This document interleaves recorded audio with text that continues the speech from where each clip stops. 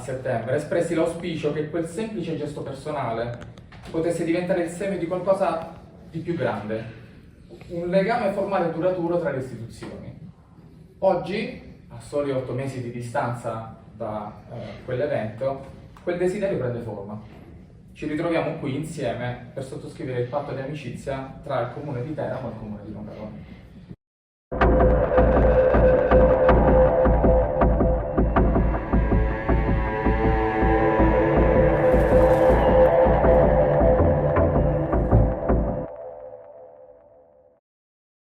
Il 22 maggio 2025, nella sala consiliare del comune di Longarone, è stato firmato il patto di amicizia tra il comune di Teramo e il comune di Longarone. Una domanda però sorge spontanea. Cosa accomuna un capoluogo abruzzese alla cittadina simbolo della potenza distruttiva dell'onda che la notte del 9 ottobre 1963 sconvolse l'intera valle del Vajont? Per rispondere, dobbiamo fare un passo indietro nel tempo e scopriremo l'esistenza di un legame profondo, storico e forse inaspettato. Tutto inizia alla fine degli anni 50, con la costruzione della diga del Vajont. Tra gli operai che contribuirono all'impresa, in condizioni estreme e spesso sospesi nel vuoto, c'erano tanti uomini provenienti da Letto Manoppello, in provincia di Pescara. Erano chiamati gli acrobati delle dighe, operai straordinari abituati a sfidare la gravità aggrappati alla roccia. Alcuni di loro raccontano la propria esperienza in un'intervista dell'ottobre 1963. La diga l'abbiamo fatta quasi tutte noi olettese, la diga del Vajont, perché ne eravamo circa un centinaio, delle volte di più e delle volte di meno. Facevate quasi tutti i minatori, forse è il mestiere più rischioso. Beh, è il mestiere più rischioso perché prima di ogni cosa andavamo su e giù con le corde, delle volte in cima alla montagna e poi più alte della diga, perché la diga delle montagne che sono più alte sono circa 300 metri più alta della diga, che la diga è alta 265 metri di altezza. Poi ancora 200 metri sopra noi andavamo della diga a spezionare con le corde. Questo forse vi chiamavano gli acrobati della diga, i kamikaze della diga. Facevate i lavori più rischiosi, Sì, il lavoro più pericoloso andavamo noi. cioè vi arrampicavate su. Sì, sulla parete, A quanti legavamo metri con da le te? corde, andavamo sulla parete. Il legame con l'Abruzzo si rafforza ulteriormente dopo il disastro. Mario Fabbri, il giudice che dal 1964 al 1968 condusse l'istruttoria formale sul disastro del Vajont, prima di essere trasferito a Belluno, ha prestato servizio come cancelliere presso la pretura di Nereto, in provincia di Teramo. E di nuovo in Abruzzo, all'Aquila, si tennero, per motivi di legittima suspicione, i primi 2 gradi del processo penale contro i responsabili del disastro. Sempre nel capoluogo abruzzese erano custoditi, fino all'infausto terremoto del 2009, gli atti processuali. Anche tra i soccorritori si annoverano diversi abruzzesi. Tra questi, il tenente degli Alpini Vittorio Valentini, originario di Francavilla al Mare, in provincia di Chieti, che abbiamo già intervistato nel corso dell'episodio 6 di questo canale. Ed è proprio questo legame storico, autentico e profondo che mi ha spinto, come abruzzese, a rappresentare simbolicamente la mia regione nel corso della 19ª edizione dei Percorsi della Memoria. Animato dal desiderio di onorare il legame che ci unisce al disastro del Vajont, ho anche contattato il comune di Longarone, esprimendo la volontà di donare una medaglia commemorativa. La risposta è stata immediata e positiva. Grazie alla consigliera Piera Del Vesco abbiamo organizzato un incontro per la consegna ufficiale. La medaglia che oggi vi dono è molto di più di un semplice oggetto. È un simbolo di vicinanza, di rispetto e soprattutto di continuità di quel legame che da oltre 60 anni unisce le nostre comunità. I latini affermavano che le parole possono muovere, ma sono gli esempi a trascinare. È per questo che desidero che l'incontro di questa sera rappresenti un esempio concreto, capace di avviare un gemellaggio istituzionale tra la Regione Abruzzo e la vostra comunità. Una causa che intendo sostenere con il prezioso contributo della professoressa Del Vesco. Non mi sono fermato lì. Durante un'intervista all'emittente Super J ho anche lanciato un appello: formalizzare il legame tra Longarone e l'Abruzzo. La medaglia che io ho donato, di cui parlavamo prima, mi piacerebbe che fosse soltanto un primo passo verso un gemellaggio istituzionale e ufficiale con il Comune di Longarone. Quindi faccio un appello alla Regione Abruzzo, faccio un appello al Comune di Teramo, il Comune dell'Aquila, il Comune di Letto Manoppello, ma anche a tutti i comuni, a tutti gli amministratori locali che fossero interessati nel portare avanti un gemellaggio del genere. Un appello che non è rimasto inascoltato. Il sindaco di Teramo, Gianguido D'Alberto, ha accolto con entusiasmo la proposta. Insieme abbiamo lavorato per avviare l'iter ufficiale e ho avuto l'onore di fare da tramite tra i due comuni. Così si è arrivati alla firma del patto di amicizia, fissata per il 22 maggio 2025 proprio a Longarone. Per l'occasione, una delegazione di Teramo ha raggiunto la cittadina veneta. Il giorno prima, mercoledì 21 maggio, sono arrivato a Longarone nel primo pomeriggio e ne ho approfittato per una breve visita alla diga e al luogo della frana. Poi mi sono recato al Museo Longarone Vaillant Attimi di Storia, dove ho incontrato Giovanni Danielis, informatore della memoria, che mi ha guidato alla scoperta del museo e della sua storia. Questo museo nasce il 23 maggio 2009 dalla collaborazione fra il Comune di Longarone e la Proloco, sulla base di un periodo di 10 anni di esperienza da parte della Proloco su una precedente mostra fotografica, e si è pensato appunto di allestire un museo con un percorso di immagini, soprattutto immagini, pochi testi, ma immagini immediate che passano dalla vecchia Longarone alla costruzione della diga fino ai soccorsi e alla ricostruzione. Ho notato che il percorso fotografico è costellato di lamelle metalliche grigie e bianche. Incuriosito, ho chiesto a Giovanni quale fosse il loro significato.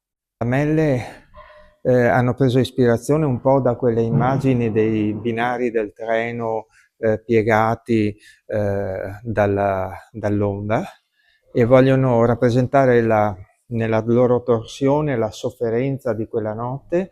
Sono grigie come il cemento della diga e sono 1910 come le vittime, ma ce ne sono alcune che sono lisce e bianche e rappresentano i bambini mai nati. Ecco, queste lamelle quando si passa possono fare rumore, ma è quello che vogliono far sentire la loro voce.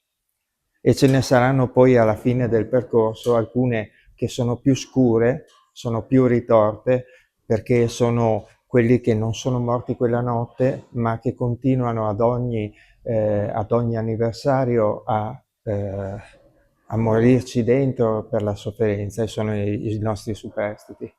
Proseguendo la visita, siamo entrati nella sezione del museo dedicata a Longarone dopo il disastro. Tra immagini dei soccorritori e prime pagine dei giornali nazionali ed internazionali, una domanda è sorta spontanea. Abbiamo davvero imparato qualcosa dal disastro del Vaillant? Penso proprio di no. Infatti noi abbiamo qui raccolto una selezione di disastri successi prima del Vaillant che dovevano insegnare qualcosa al Vaillant, e disastri successi dopo il Vaillant che potevano imparare qualcosa dal nostro disastro. E purtroppo ancora oggi si vede che i motivi economici soprattutto, o di potere, fanno perdere di vista la sicurezza, la prudenza e l'ambiente. La mattina successiva mi sveglio con la diga avvolta nella nebbia, visibile dalla finestra della mia camera. Un'immagine silenziosa, sospesa, che sembra custodire la memoria di tutto ciò che è accaduto. Il primo appuntamento della giornata è con la professoressa Piera Del Vesco, consigliera del comune di Longarone e informatrice della memoria. Sarà lei a guidarci in una visita al cimitero monumentale delle vittime del Vaillant a Fortogna. Noi ci troviamo qui nel portale museale dove sono state raccolte degli oggetti, degli utensili, delle riviste, dei giornali, e qui ci troviamo anche davanti a una macchina, una Ford Anglia, che rende subito l'idea dell'immane disastro del Vajont. Disastro trattasi, ci sono 1910 cippi, nel 2003 è stato deciso di renderlo, grazie al presidente di allora Azeglio Ciampi, cimitero monumentale, dove ogni cippo rappresenta le 1910 vittime e ognuno riporta il nome, il cognome e l'età che aveva nel momento in cui è perito. È importante, sopra c'è una mostra fotografica che mostra com'era Longarone prima, durante e dopo il Vajont. Ogni tanto entrano a far parte di queste teche dei suppellettili che la gente trova ancora lungo le rive del Piave, ed è importante per non dimenticare mai, ecco, che sia da monito che questo disastro, che per incuria dell'uomo, solo per arricchire le proprie tasche, non ha guardato in faccia a nessuno. Dopo questa emozionante visita, ci spostiamo a Palazzo Mazzolà, sede del comune di Longarone, un edificio simbolico perché fa parte di quella piccola porzione della città che si è salvata dall'onda. Qui, nella sala consiliare, ha inizio la cerimonia ufficiale per la firma del patto di amicizia. A siglarlo il sindaco di Longarone, Roberto Padrin, e il sindaco di Teramo, Gianguido D'Alberto, alla presenza dei consiglieri del comune di Longarone, Piera Del Vesco e Francesco Croce, del sottoscritto e del consigliere del comune di Teramo e consigliere delegato della provincia di Teramo, Flavio Bartolini, il quale è rimasto particolarmente colpito dalla visita ai luoghi della memoria. È stata un'esperienza indimenticabile, capire la situazione di questo paese, toccare con mano il dolore che si sente ancora nell'aria per una scelta più opportunistica fatta da qualche azienda diversi anni fa che ha compromesso la vita di un paese. È un legame forte e quindi un patto d'amicizia che nascerà quindi anche tra le province e che andrà avanti per lasciare alla memoria tutto quello che è successo, perché ricordare è più importante di ogni cosa in questo momento per i nostri giovani, per le nostre scuole, per i nostri figli, per i nostri future generazioni. Dopo la cerimonia ci siamo recati in un altro luogo simbolo, il campanile di Pirago. Nonostante la pioggia battente, il sindaco D'Alberto ha voluto condividere le sue impressioni. Intanto qui siamo in un luogo, come ricordavi, simbolo, il campanile di Pirago, anche denominato Dito di Dio, perché diciamo così è riuscito a superare quel disastro, ed è un segno anche di fiducia e di speranza che ovviamente ci ha portato anche a facilitare questo rapporto tra il comune di Teramo e il comune di Longarone, che nasce ovviamente dalla ricerca e dalla pubblicazione di Andrea Di Antonio, una ricerca importante, una ricerca che un nostro concittadino ha voluto donare come atto d'amore a queste terre, a questa zona così importante della nostra nazione, che ha vissuto ovviamente quel disastro indimenticabile e che resta e lascia un segno nella storia tragico, che però lascia anche una memoria, un dovere di memoria che dobbiamo tramandare. Ecco perché il patto di amicizia fra la comunità di Teramo e quella di Longarone, muove proprio da questa esigenza appunto di rafforzare il dovere e il valore della memoria, soprattutto per le attuali e le future generazioni, perché quello che è avvenuto non accada mai più. L'evento ha avuto anche una significativa copertura mediatica, con articoli sui giornali locali, sia abruzzesi che veneti.